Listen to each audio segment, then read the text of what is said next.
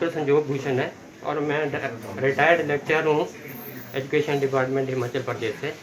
क्या है सर पूरा मामला, क्या शिकायत है आपको अस्पताल प्रशासन से और क्या कार्रवाई की मांग कर रहे हैं? मेरी सर शिकायत यही है कि मेरी मिसेज का ट्रीटमेंट आइज़ का चल रहा था ग्रेवाल आइज़ से, और 30 तारीख को भी उससे पहले उनका ऑपरेशन भी हुआ, जो कुछ हुआ सारी ट्रीटमेंट उनकी चली थी, कॉर्निया में उनके प्रॉब्लम थी। 30 तारीख को मैं अपनी वाइफ को लेके, क्योंकि मुझे डेट थी, मुझे बुलाया गया था वहाँ पर। मैं 6 बजे यहाँ से घर से गया हूँ ग्रेवाल आइज़ में। वहाँ मैंने चेकअप करवाया। ये सारी मेरे पास उनकी वो है, जो 30 तारीख की जो डॉक्टर सोनम ने वहाँ मेरी ट्रीटमेंट की, सारी उन्होंने दवाइयाँ दोबारा से लिखी। तो मैंने कहा इनकी थोड़ा सा सांस फूलता है। उन्होंने कहा कि हो सकता है कि मेडिसिन का साइड इफ़ेक्ट होता है, तो हम पिछली मेडिसिन बंद करते हैं, आपने सिर्फ अब एक ही कैप्सूल लेना है। ये देखो येलो इसमें उन्होंने कर रखा है, और पिछली दवाइयाँ उन्होंने बंद कर दी। और उसके बाद उनको थोड़ी आर्थराइटिस की प्रॉब्लम थी 5-6 साल पहले, तो सुहाना हॉस्पिटल में, उससे पहले भी हमने 21 तारीख को वहाँ पर गए थे सुहाना हॉस्पिटल, तो उन्होंने भी 30 तारीख को मुझे बुलाया था। 30 तारीख को मैं सुहाना हॉस्पिटल डॉक्टर बॉनी के पास गया हूँ। उन्होंने बाकायदा उनको चेकअप किया और उन्होंने कहा हाँ जी इनका सांस फूल रहा है, इनको फीवर तो नहीं है। चेक किया सारा उन्होंने, अभी मैंने आपको दिखाया भी था इस रिपोर्ट में, कोई उनको फीवर नहीं था, चेस्ट उनका क्लियर था, कोई कुछ नहीं था। तो उन्होंने कहा जी ये है कि आपको इंजेक्शन आपको लेने पड़ेंगे, हो सकता है कि इनको गठिया हो, गठिया की वजह से भी आइस में वो होता है। वापिस मैं ग्रेवाल हॉस्पिटल में आया हूँ। उन्होंने कहा कि हम उनकी लेजर से एक होल कर देते हैं, क्योंकि आंख का प्रेशर कम करना है। दवाई हमने बंद कर दी है आपकी, कि हो सकता है उससे सांस फूलता हो। तो उन्होंने लेज़र से मेरी 12:30 बजे वो ये सर्जरी की है, और उसके बाद मैं वापस शिमला आ गया। मैंने अपने ब्रदर को फ़ोन किया, तो मैंने ये उचित सोचा कि मैं इनको हॉस्पिटल में दिखा दूँ आकर के, और मैं सीधा IGMC पहुंच गया शाम को 5 बजे है। और मुझे इतना लगा नहीं कि कोई बहुत बड़ी प्रॉब्लम है।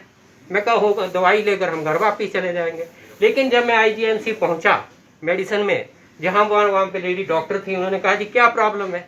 मैं कहा जी प्रॉब्लम तो कुछ नहीं, ऐसे इनका आइज़ का ऑपरेशन हुआ था और आइज़ में इनकी ड्राई आइज़ रहती है, और उसके बाद मैंने कहा थोड़ा इनका सांस फूल रहा था, तो मैं वहाँ गया था। तो उन्होंने मुझे सुजेस्ट किया था कि एक बार आप हॉस्पिटल में इनको दिखा देना, तो मैं इनको ले आया। कहते नहीं जी आपकी तो ट्रैवल हिस्ट्री है, और कहते आपको ये कोविड टेस्ट करवाना पड़ेगा। मैंने कहा वैसे तो मैंने ऑपरेशन से पहले भी कोविड टेस्ट करवाया था SLR चंडीगढ़ से, और मैं कहा करवा लेते हैं। तो उन्होंने एक एम्बुलेंस में, जिसमें एक पेशेंट और भी था, जिसके हाथ पैर शायद शुगर की वजह से इतने मोटे मोटे हुए पड़े थे, वो हिल भी नहीं सक रहा था, उसके साथ एक एम्बुलेंस में हमारे को ठूस दिया गया। पीला उसमें तरपाल लगा बहुत गंदी तरीके से, और हमारे को भेज दिया गया नीचे जहाँ पर वो कोविड टेस्ट होते हैं।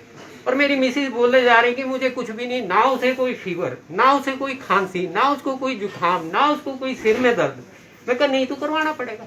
नीचे जाते हैं तो वहाँ एक छोटी सी लड़की थी, और कहते जी आप बाहर से आइए विंडो से। मैं बाहर से गया, वहाँ एक प्लास्टिक के बड़े बड़े ग्लव्स थे, जिसमें से उसने हाथ डाला और वो ले करके वो करके, और वो उसमें इसमें डालो जी, कहते मुझे पकड़ा दिया गया वो कि इसमें डालो, ये कुछ होती है वो, उसमें वो डाल दिया गया, और कहते आप इसको आप पकड़ के खड़े रहो।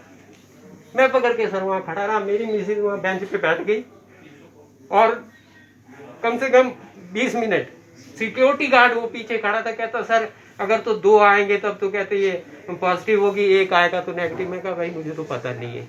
मैं कहा वैसे है ही नहीं कुछ नहीं। तो देखा तो 15-20 मिनट हो गए, तो देखा तो एक नहीं और वेट करो। मैं और वेट करता रहा।